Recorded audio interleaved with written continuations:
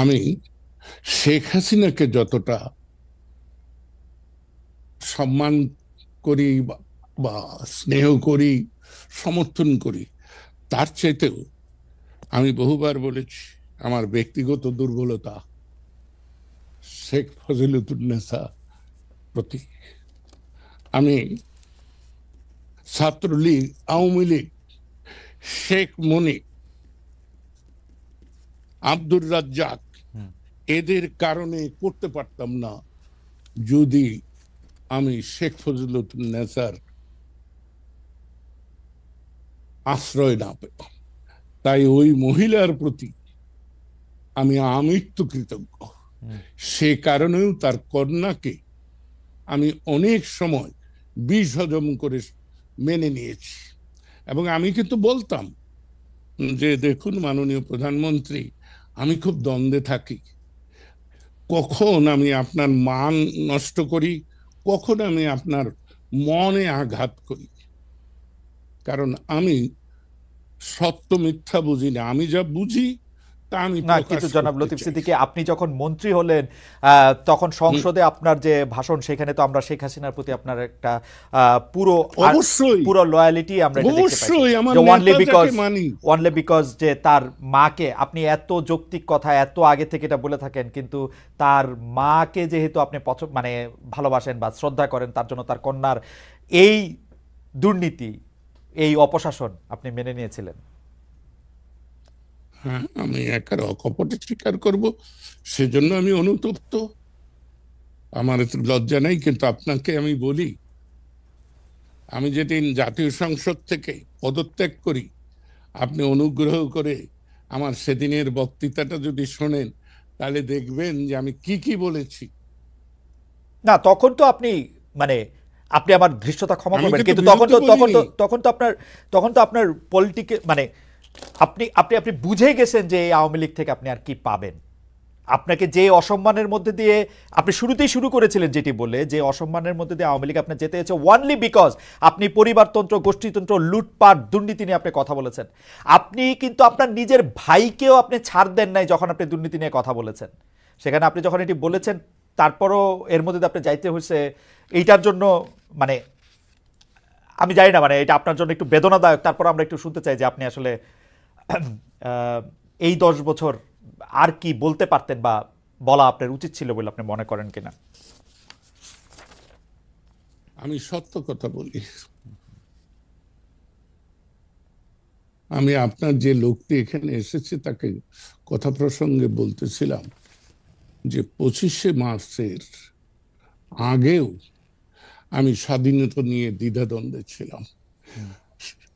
71-এর 16ই ডিসেম্বরের পর থেকে আজ পর্যন্ত বাংলাদেশ যে সকল সমস্যার মুখোমুখি হচ্ছে, আঞ্চলিকভাবে, আন্তর্জাতিকভাবে, এই বিষয়গুলো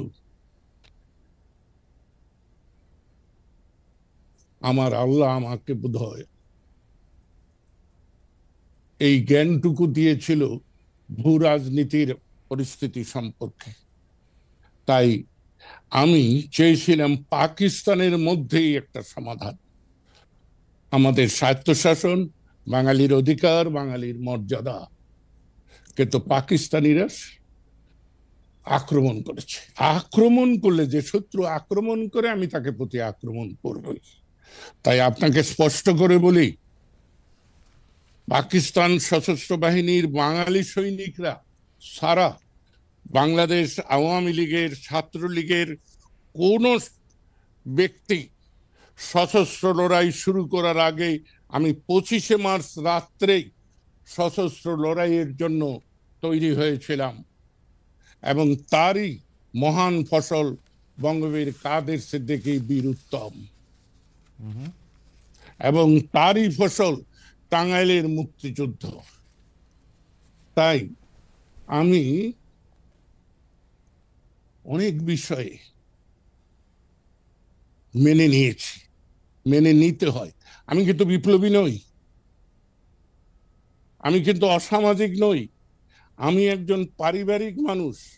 তাই পারিবারিক শান্তি স্বস্তি জন্য আমি অনেক সময় বিষ হজম করি। তেমনি দল করতে হলে দলের মধ্যে বিভিন্ন স্বার্থের সংঘাত হবে, বিভিন্ন সুযোগ সুবিধার লোকরা থাকবে, তাদের সাথে মানিয়ে চলতে পারাটাই কিন্তু দল না, করা। কিন্তু কিন্তু কিন্তু কিন্তু জনাব লতিফ সিদ্দিকী, আমি আপনার থেকে অনেক কনিষ্ঠ বয়সে, বুদ্ধিতে, বিবেচনায়, উচ্চতায়, ওজনে, সব কিছুতেই আমি আপনার থেকে অনেক ছোট হিসেবে আমি আপনাকে প্রশ্ন করতে চাই। দেশ ধ্বংস হয়ে যাচ্ছিল, 3টা টার্ম ধরে কোনো ইলেকশন সেইভাবে হয় নাই, মানুষজন চুরি করে ভোট দিছে, যারা ভোট দিতে চাইছে তারা ভোট দিতে পারে নাই, দুর্নীতির পর দুর্নীতি হয়েছে, দানবীয় একটা পরিস্থিতি সৃষ্টি হয়েছে, সবগুলি ধ্বংস হয়েছে। আপনি শুধু মানায় নেওয়ার জন্য, শুধু পরিবারের প্রতি ইয়ার জন্য আপনি এটা মেনে নিলেন? আপনাকে কি, হ্যাঁ, জি না জনাব, জনাব, জি জি না। আমি ভবিষ্যৎ চিন্তায় আমি এটা মেনে নিয়েছি। এখনো আমি কিন্তু অনেক কিছু মেনে নিচ্ছি। আপনারকে বলি, আপনি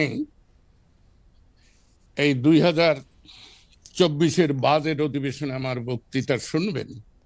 সেখানে আমি স্পষ্ট করে বলেছি যে অনেকেই বলেন আমি শেখ হাসিনার সমালোচনা, আওয়ামী লীগের সমালোচনা করার পরও শেষ পর্যন্ত আমি শেখ হাসিনার পক্ষ অবলম্বন করি।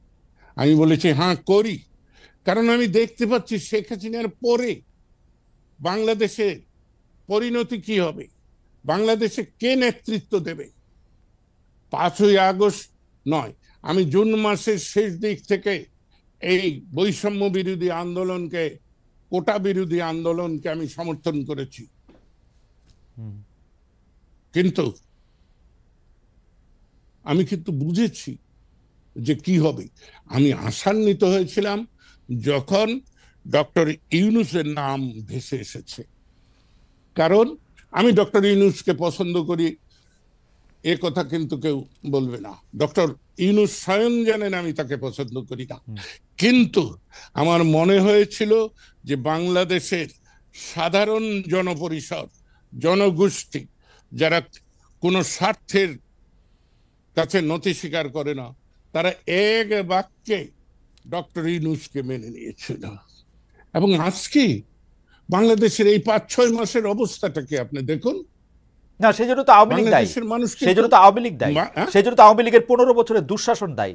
প্রতিষ্ঠানগুলিকে ধ্বংস করা হয়েছে, পুলিশ, সেটা বলছি, পুলিশ, আমলাতন্ত্র। আমি তো স্বীকার, হ্যাঁ, কিন্তু নেতৃত্ব যিনি আসছেন, ডক্টর ইউনূস তো নেতৃত্ব দিতে পারছেন না। শেখ হাসিনা কি নেতৃত্ব দিতে পেরেছেন জনাব সিদ্দিকী? আপনি কি আমাদের একটু না, বলবেন? শেখ শেখ হাসিনা হাসিনা তো কোনো লুটপাট নেতৃত্ব ছাড়া আর কি নেতৃত্ব দিচ্ছেন আপনি আমাদের বলেন। আমি তো বলি নাই যে শেখ হাসিনা ভালো কিছু করেছেন, তা আপনি, কিন্তু শেখ হাসিনা দেশটাকে একটা স্থিতিশীল অবস্থায় রেখেছিলেন।